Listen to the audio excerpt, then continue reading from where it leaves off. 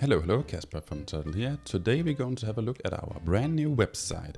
I'm going to walk you through it and I'm going to explain our thoughts behind it because we have done things a little bit different this time around. It's still Toddle, but it's even more Toddle. Let's dig in. But first things first, why are we even creating a new website? We have one already and it works perfectly fine. I'm able to read all about Toddle. I can even see the editor right here. I can see the awards we have been giving and so on. And I can read these different sections explaining what Toddle is all about. It works perfectly fine. It's decent. It's nice. We're getting the sign up and people tend to like it. But if you're like me, I've probably browsed 1 million websites in my time. I tend to stick to the same pattern every time I enter a new website. I mostly just read the headline. Oh yeah, it's a tool, cool. And then I scroll a bit down like this 1 or 2 times and yeah, okay, it's decent. I tend to just judge whether or not the people behind the software presented the tool in a nice manner rather than actually digging into the specifics and reading about the tool itself. If I have done that, I might have encountered a paragraph or a section saying, oh, this might not be for you, Casper. But I just sign up, and depending on the software itself, I'll either churn or stick to using the software. It's a pattern that works. I've been doing that for quite some time, but we want to do things a bit different in Toddle. We want to present the software up front. We want to present what you're actually able to do using the Toddle software itself. So let's have a look. So yeah, here it is, our new Toddle landing page. And as you can see, it's pretty basic. There's not much to look at. You can't even scroll down. Nope, there's no more content. The user is basically forced to have a look at this content and this content alone as a start.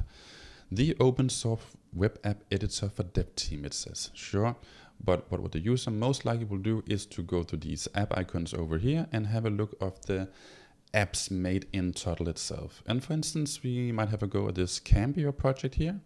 It's a project made by our community member Camille, and it's about spotting the next sort of talent in bicycling, as I recall. It's super cool. And yeah, you can browse the project, you can browse the app itself on the Toddle landing page as such. Pretty cool project, by the way. And I can even go a bit further. I can dig into this app here called T-Beat. It's a music editor made in Toddle itself, and I can just have a quick go at creating a nice tune here. Not sure if the sound is coming through in the video, but let's have a go. Yeah, you get the idea. But yeah, we have done this sort of app-like approach or this desktop-like approach in order to emphasize that you're building apps in Toddle. You're building web apps. You're building big performance scalable apps using the Toddle software. And I can even have a go at this particular app right here. It's called Toddle. Nice name. I can open it. And what's happening right here is that I'm launching the Toddle editor. I'm launching the Toddle landing page in the Toddle editor on the Toddle landing page. And it works more or less as the Toddle editor itself because it is the Toddle editor.